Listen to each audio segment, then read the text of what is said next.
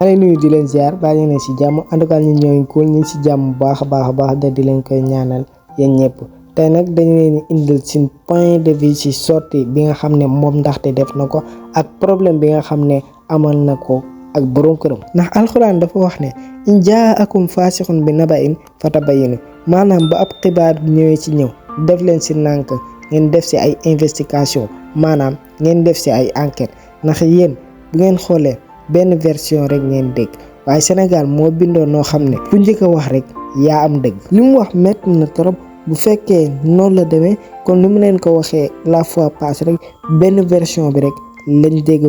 kon nañ ci def nànk mooy jàpp golo ci ñaay. parce que dafa am benn phénomène bu xew surtout ci monde artiste sénégalais ndax ñoom bu ñu ñëwee dañuy victimiser wu wax seen ay problème ci monde célébrité yi sax lépp laay wax borom xaalis yeeg nangam sangam bu ñu ñëwee jaar naa fee def naa li est-ce que li ñuy wax exactement noonu la problème bu rëy loolu dañ koy utiliser mu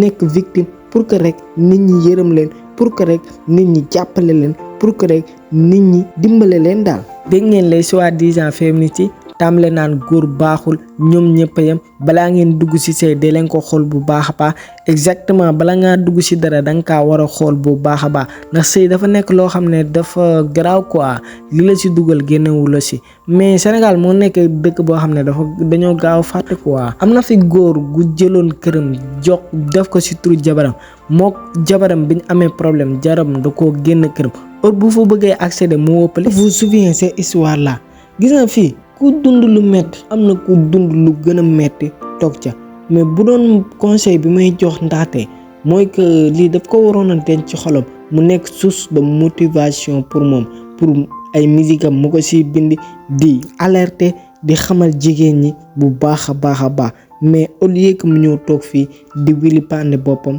di wili pande jëkkëram di wili pande askanam mooy loolu quoi. ñëpp xamoon la te kenn waroon woon laa xamal. du ma ne moom loolu la def de mais la plupart si ñu koy def dañuy sauver seen avenir pour que nit ñi bëgg leen nit ñi bàyyi leen xel loolu rek moo leen si dugal te lu ma leen wax rek histoire yooyu dala réelu ñu sene noonu la demee ndax benn version rek ngeen dégg la alxuraan wax rek in jaakum faasixun bi naba'in fatabayyanu maanaam bu histoire ñëwee il faut ngeen def ay investigation. waaye li moo nekkoon vidéo bi di la wax ne bu fekkee ne abonné go maa lay suggère nga abonné et like vidéo bi parce que c'est la seule méthode pour nous soutenir et kon gars yi jàmm ci yéen ba beneen yoon.